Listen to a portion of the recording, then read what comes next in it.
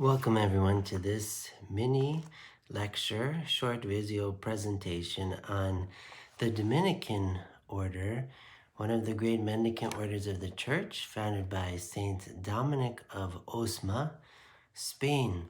So I just want to go over a few things about the Dominicans. First, some things about the life of Saint Dominic, and then talk especially about the 5 mottos of the Dominicans to get into their spirituality. So every religious order has its respective style of spirituality, its respective charism and apostolate.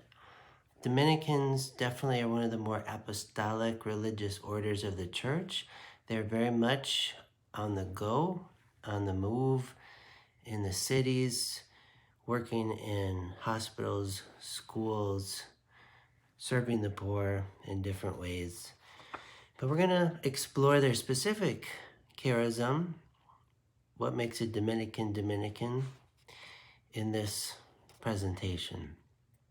So St. Dominic of Osma, born into a wealthy family in Caleruega, Spain in 1170. His name, Dominic, comes from the Latin root Dominicanus, which we would translate dog of the Lord. His mother had this vision in a dream out, she was pregnant with him, that her son was born and he took the form of a dog with a torch in his mouth and set a whole field on fire.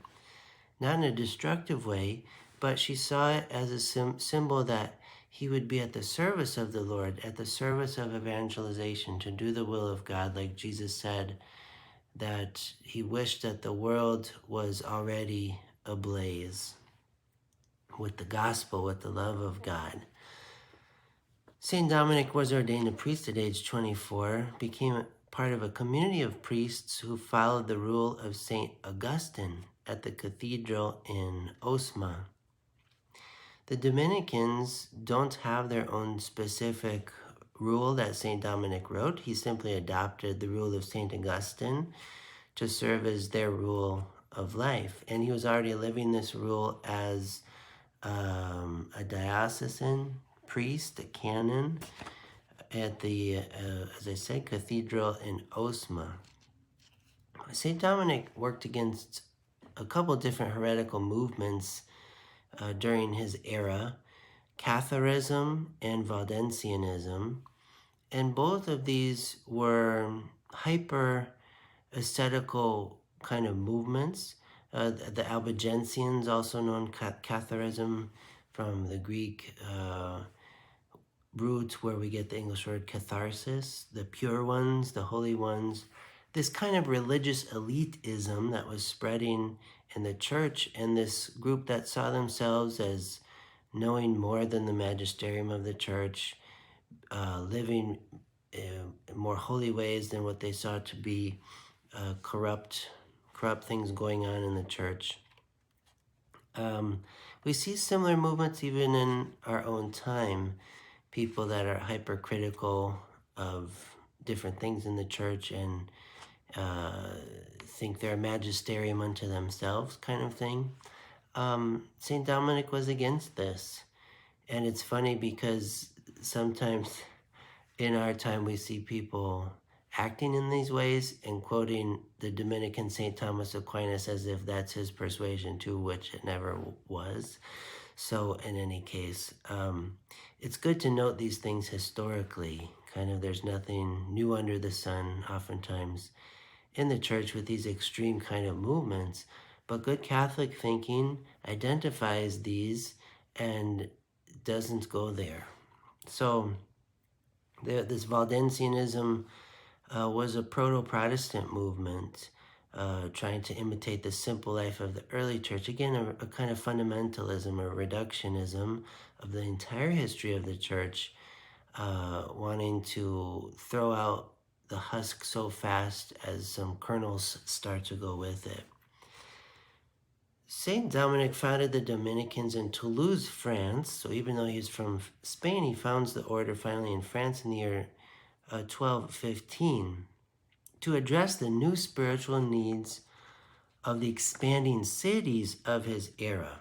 And it was an order that would bring together systematic education and a religious apostolic life more flexible than the monastic orders, as well as more flexible than the secular clergy. Again, along with the Franciscans, who were formed in the same century, the 13th century, this is one of the great mendicant orders of the church. St. Dominic, similar to St. Francis of Assisi in a lot of ways, did not leave any devotional texts or spiritual treatises to his order, but only wrote the constitutions. Whereas St. Francis did write a rule of life for the Franciscans, St. Dominic simply adopted the rule of St. Augustine, but then also wrote constitutions for the Dominicans. With St. Dominic comes a new concept of preaching the gospel in the vernacular, in the language of the people, in and through whatever circumstances arose. So this cultural adaptability that would involve that principle of inculturation was the genius of these friars of the Order of Preachers. So they're known as the Order of Preachers, itinerant and adaptable preachers, proclaiming the gospel. And one of the ways they did this was through the rosary, and to preach from the content of the rosary, as many people were illiterate, but they could memorize these short yet very potent prayers of the faith, Our Father, the Hail Mary, the Glory Be. And St. Dominic and the Dominicans spread devotion to the rosary through their preaching. St. Dominic died in 1221, was canonized shortly thereafter in 1234. Some places are named after him, such as the Dominican Republic, and he is also known as the patron saint of astronomers. When we think of the Dominicans, they're very good at thinking toward the whole, at pondering what surrounds them, everything from the heavenly bodies to natural phenomena to intellectual truths. The Dominicans, like the Franciscans and the Benedictines, Carmelites, take vows of poverty, chastity, and obedience. They live a quasi-monastic lifestyle in community devoted to a solemn chanting or recitation of the divine office, because they understand that the more they grow in the contemplative life, the better they're able to preach, which is very true. So they're devoted to the study of sacred truth, being learned in scripture, the teachings of the church, the heritage of the liberal arts, at the service of developing the full potential of reason. 4 pillars of some contemporary Dominican orders include community, prayer, study, and ministry. Now I just want to talk quickly through the 5 Dominican mottos. And they are, in Latin, number 1, laudare, to praise. Number 2, benedicere, to bless. Number 3, predicare, to preach. Number 4, veritas, truth. And number 5, contemplare et contemplata aliis tradere, to contemplate and to hand on the fruits of contemplation. So these things sum up the Dominicans. There are many more points to make with all of these mottos. One thing I think that stands out, Jordan of Saxony, one of the first leaders of the Dominican order, said of St. Dominic that he shared the daytime with his neighbor, but the night he dedicated to God, to contemplate and to hand on the fruits of contemplation. It's a very beautiful thing to imagine St. Dominic spending his day in service of the other, and then at night, this metamorphosis of his service to the human other to the service of the adoration and contemplation of God, and how these two work together.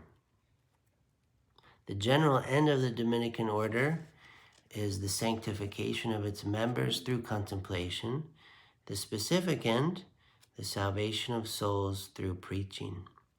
There's two great resources I'd like to mention if you want to learn more about the Dominicans and benefit from their unique charism.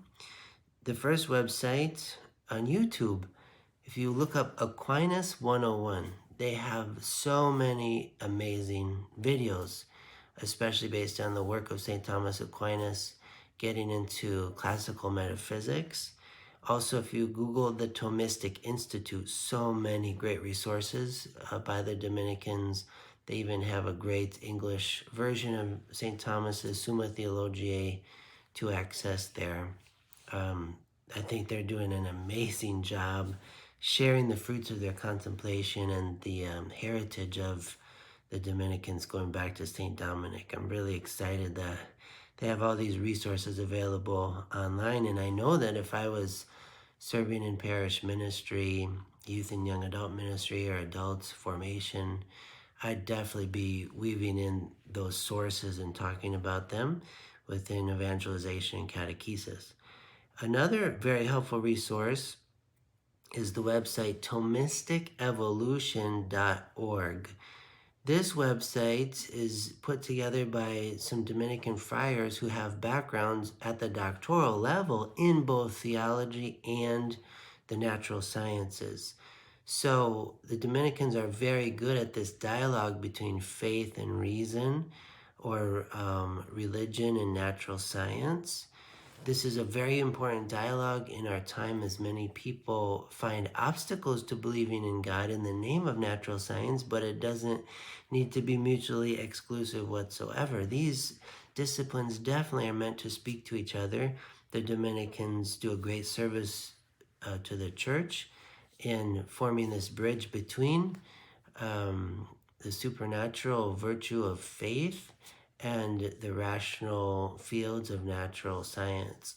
One of the great Dominican friars who does this is Father Nicanor Austriaco, who teaches, I think, both biochemistry, some paleontology, studies at least. I've been to several of his presentations, and theology at Providence College in Rhode Island, that Dominican school there.